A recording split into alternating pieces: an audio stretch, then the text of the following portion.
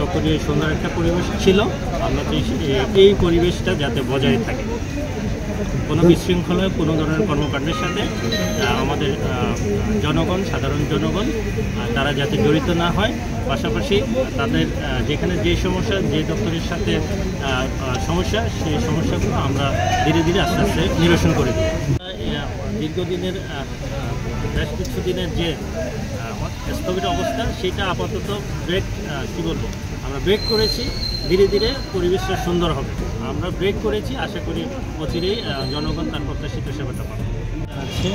আমাদের ছাত্র আন্দোলনে সারা বাংলাদেশে অনেকগুলো অনাকাঙ্ক্ষিত ঘটনা ঘটেছে। আমাদের অনেক ছাত্র নিহত হয়েছে। আমি তাদের প্রতি আমরা শোকার্ত এবং পাশাপাশি পুলিশের সহ যারা নিহত হয়েছেন, আমরা সকলের প্রতি মাগফিরাত কামনা করছি, তাদের জন্য দোয়া করছি। পাশাপাশি আমি ধন্যবাদ জানাবো আমাদের যারা ছাত্রছাত্রী যারা আন্দোলন করেছে চকরিয়ায়, তারা যেমন ধ্বংসাত্মক কোনো কাজের সাথে জড়িত ছিল না, একইভাবে আমরা পুলিশ কিংবা আমরা প্রশাসনের পক্ষ থেকে এমন কোনো আমাদের নির্দেশনাও ছিল না যাতে ছাত্রদেরকে দমন পীড়ন করা হয়। যার কারণে আপনারা দেখেছেন আমরা চকরিয়ায় আমাদের সরকারি দপ্তর থেকে শুরু করে কিছু ছোটোখাটো অনাকাঙ্ক্ষিত ঘটনা ছাড়া বড় ধরনের কোনো ঘটনা ঘটেনি। এখন সারা বাংলাদেশ যেহেতু একটা অনাস্থার জায়গায় চলে এসেছে, সেটা কীভাবে কাটিয়ে ওঠা যায়, পুলিশ কিংবা আমাদের প্রশাসনিক যে দপ্তরগুলো রয়েছে সেগুলোতে নির্বিঘ্নে কীভাবে কাজ করা যায়, যেহেতু সারা বাংলাদেশ দেশে বিভিন্ন ঘটনার কারণে অনাস্থার একটা পরিবেশ তৈরি হয়েছে, সেটা কাটিয়ে ওঠার জন্য আজকে আমরা থানাকে কীভাবে রিওপেন করা যায়, থানার কার্যক্রমকে কীভাবে সুন্দরভাবে আবার চালিয়ে নেওয়া যায়, মানুষের সেবায় কীভাবে তাদেরকে নিয়োগ করা যায়, সেই প্রেক্ষিতে আপনারা দেখেছেন আমাদের সিনিয়র কর্মকর্তা, বিশেষ করে আমাদের সেনা বাহিনীর ডিসিও স্যার এসেছেন এবং ঊর্ধ্বতন অন্যান্য কর্মকর্তাগণও রয়েছেন, আমাদের এসপি স্যারও এসেছেন। প্রয়োজনীয় নির্দেশনা যেমন আমাদের পুলিশ সদস্যদের দিয়েছেন, পাশাপাশি আমাদের যারা ছাত্র জনতা রয়েছে তাদেরকে কীভাবে আমাদের সহযোগিতায় এগিয়ে আসা যায় সেই দিক নির্দেশনাগুলো দিয়েছেন। আশা করি চকরিয়ার যে পরিবেশ, সেই পরিবেশ আন্দোলনের সময় যেমন শান্ত ছিল, একইভাবে আন্দোলন পরবর্তী সময়ে যে পরিবর্তন, এই পরিবর্তনের সময় শান্ত থাকবে, সেটাই প্রত্যাশা করি। পাশাপাশি আপনারা যারা সাংবাদিক হিসেবে আছেন, প্রিন্ট কিংবা ইলেকট্রনিক মিডিয়া, আপনাদের সহযোগিতাও আমরা কামনা করছি, যাতে জনগণও আমাদের উপর আস্থার জায়গায় এসে আমাদের উপর নির্ভর করতে পারে। আমি ধন্যবাদ জানাচ্ছি। মিলেমিশে কিন্তু কাজ করতে হবে, ঠিক আছে? এখানে থানার বেসিক কাজটা তো পুলিশের সদস্য আছে, তারা করবে, তাদেরকে সহায়তা করার জন্য আনসারের সদস্য আছে, আর নিরাপত্তার দিকটা দেখভাল করবো আমরা। ঠিক আছে, খাওয়া দাওয়া আশা করি সমস্যা হবে না, এই ব্যাপারটা অবশ্যই কামরুজ্জামান শেয়ার করবে। আর কয়েকটা দিন যেহেতু বাইরে আছি, একটু রোদ বেশি, একটু কষ্ট হবে, এটা মেনে নিতে। দেশের প্রয়োজনে আমরা বের হয়েছি, দেশের ভালোর জন্য, জনগণের ভালোর জন্য, এলাকার ভালোর জন্য। তাহলে একটু কষ্ট হলে সমস্যা আছে? গুড, এটাই আমাকে ভালো লাগে। আমাদের অনুভূতি হচ্ছে, যদি ছোট্ট একটা বক্তব্য, ছোট্ট একটা লাইন বলতে চাই, চেয়েছিলাম চাকরি, হয়ে গেলাম সরকার। আমরা একটা কথা বলতে চাই, আমরা আগামী কালকে অথবা পরশু দিন আমরা চকরিয়া উপজেলা বৈষম্য বিরোধী ছাত্র আন্দোলন আমরা বসে একটা সিদ্ধান্ত হবে। আমরা সকল শহীদদের ভাইদের প্রতি আত্মার মাগফিরাত কামনা করি এবং আমরা সকল শহীদ ভাইদের জন্য দোয়া মাহফিলের একটা আয়োজন করবো ইনশাআল্লাহ।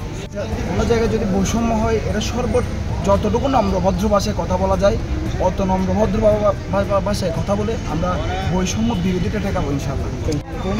সর্বপ্রথম ধন্যবাদ বাংলাদেশ সেনাবাহিনীর প্রতি, যারা আমরা চকরিয়া উপজেলার 6 জন প্রতিনিধি, ছাত্র প্রতিনিধি, আমরা 4 জন ছেলে ভাই প্রতিনিধি আর 2 জন আমাদের বোন প্রতিনিধি, তাদেরকে দাওয়াত দিয়েছে। তাদের জন্য সর্বপ্রথম বাংলাদেশ সেনাবাহিনীকে ধন্যবাদ জানাচ্ছি। সাথে সাথে আমি ধন্যবাদ জানাই আমার সাংবাদিক ভাইদের প্রতি, যারা আমাদের আমরা যে কাজ করেছি তা আমরা চকরিয়া উপজেলাবাসীকে আপনারা দেখিয়ে দিয়েছেন। আপনাদের মাধ্যমে আমরা দেখাতে পেরেছি চকরিয়া উপজেলাকে। আমরা চাচ্ছিলাম একটা সুন্দর বাংলাদেশ নির্মাণ আমরা করবো ইনশাআল্লাহ। আমরা সবসময় চাইব আপনাদের সহযোগিতা, প্রশাসনের সহযোগিতা। আমরা 6 জন আপনাদের কাছ থেকে এটুকু আশা রাখি, যারা আপনারা সবসময় আমাদের পাশে থাকবেন, এই আশা রাখি আপনাদের। ধন্যবাদ জানাই সাংবাদিক বন্ধুগণ এবং প্রশাসন, যারা আমাদেরকে শুরু থেকে সহায়তা করে আসছেন। এবং ধন্যবাদ জানাই আমার সমন্বয়ক বাইরে, আমি সব 6 জন আছি, তার মধ্যে 4 জন ছেলে, 2 জন আছে। আমরা শুরু থেকে থানা ট্রাফিক জ্যাম সবগুলো আমরা চকরিয়াতে শান্তিমুক্ত একটা পরিবেশ নিশ্চিত করার জন্য শুরু থেকে চেষ্টা করে আসছি।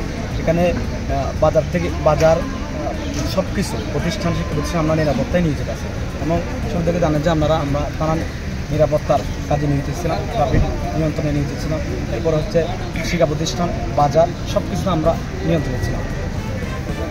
কথা বলেছি, সেনাবাহিনী ছিল, পুলিশ ছিল, স্যার ছিল, ওনারা আমাদেরকে আশ্বস্ত করেছেন। ওনারা এই থানা এবং প্রশাসন মানে স্থানীয় প্রশাসন চালু হওয়ার সাথে সাথে তাদের বিরুদ্ধে পদক্ষেপ দেবেন। তার পাশাপাশি আমরা ছাত্র সমাজও যেখানে পাচ্ছি সাদাবাজদেরকে রুখে দিচ্ছি। আমি ফলো করতেছি ইজারার বিষয়ে, মানে বিভিন্ন মানুষ কষ্ট করতে ছাত্ররা ইজারা দিতে দিচ্ছে না। তো আমরা ছাত্র সমাজের প্রতি আহ্বান থাকবে, আপনারা ইজারা যেগুলো ছাড়া ওঠাচ্ছে এগুলো দিয়ে দেবেন। যে কারণ হচ্ছে এগুলো সরকারি ডাইক, বিভিন্ন ব্যবসায়ীরা এগুলো ডাইকগুলো নিচ্ছে। আর এগুলো যদি বন্ধ থাকে রাষ্ট্রীয়ভাবে আমরা ক্ষতিগ্রস্ত হব। আমরা এই অন্তর্বর্তীকালীন সরকারকে সহযোগিতা করার জন্য যেরকম প্রয়োজন সেরকম সহযোগিতা করব। থেকে প্রশাসনকে সহযোগিতা করে আসছি। আইনশৃঙ্খলা যেগুলো প্রোগ্রাম হচ্ছে এখানে আমাদেরকে আমরা সবসময় আর্মিদের সাথেও থেকে আমরা সহযোগিতা করছি। আমরা ওসি সাহেবের সাথেও বসছিলাম, ওসি সাহেব বলছে আমাদেরকে আপনাদের ছাত্র প্রতিনিধি যারা আছেন তাদের সহযোগিতা করতে হবে। যেমন আমরা প্রথম থেকে এখানে আমরা সাধারণ ছাত্রদের এখানে থানা পাহারা দিচ্ছি, যাতে এই থানাটা অব্যাহত থাকে। তো ভবিষ্যতেও যদি আপনারা জানেন দীর্ঘদিন ধরে এখানে সেবা বন্ধ রয়েছে আন্দোলনের পর থেকে, এখানে সেবা যদি চালু করতে হয়, তারা যদি কোনো ধরনের আমাদের প্রয়োজন মনে করে আমরা যে কোনো মুহূর্তে তাদেরকে সহযোগিতা করতে প্রস্তুত। এখানে যদি কোনো ছাত্র এখানে হামলা করতে আসে বা তাদের যদি মনে আতঙ্ক সৃষ্টি হয়, ইনশাআল্লাহ আমরা তাদেরকে সামাল দেওয়ার মতো আমাদের সেই কনফিডেন্স আমাদের আছে। আমাদের যতটুকু সহযোগিতা প্রয়োজন আমরা ততটুকু করতে প্রস্তুত আছি। আমাদের সমন্বয়ের যারা 6 জন আছে তাদের 6 জনকে আমাদেরকে এখানে ডাকা হয়েছে। আমরা এখন বর্তমানে 5 জন আসছি। আমরা 2 জন মেয়ে আসছি, একজন আমাদের বাকিরে যায়, অনেক কাজ হচ্ছে, রংপুলি কাজ হচ্ছে, এই কাজগুলো উনি এগিয়ে দিচ্ছে। আর আমরা 5 জন আসছি এখানে ওনাদের সাথে কথা বলতে। আমরা এখানে মূলত আমরা স্টুডেন্ট, আমরা যেহেতু প্রতিনিধি এত কিছু মানে ঝড় চাপটা দিয়ে আজকে এখানে আসছি, আজকে এই পরিস্থিতি চলে আসতে পারছি। আমাদের সামনে এগোনোর জন্য আমাদের অবশ্যই প্রশাসনের প্রয়োজন, অবশ্যই আইনশৃঙ্খলা বাহিনীর প্রয়োজন। ওনাদেরকে ফিরিয়ে নিয়ে আসার জন্য যতটুকু প্রয়োজন আমাদের সাহস দিয়ে, আমাদের নিরাপত্তা দিয়ে যা প্রয়োজন আমাদের দরকার ওটুকু করা, ওনাদেরকে হেল্প করা, ওনাদেরকে মনে একটু সাহসটা দেওয়া, এটাই হচ্ছে মেন। আমরা ওনাদের হেল্প নিয়ে আমরা আরও অনেক এগোতে চাই। আপনাদের হেল্প নিয়ে আপনারা আমাদেরকে সহযোগিতা করবেন, আমাদেরকে উৎসাহ দেবেন, আমাদেরকে অনুপ্রেরণা দেবেন, যা আপনারা সবসময় আমাদের পাশে থাকবেন। যদি ভুল হয় সেটা আমাদের শিখিয়ে দিবেন, যদি এটাই হচ্ছে আপনাদের জন্য।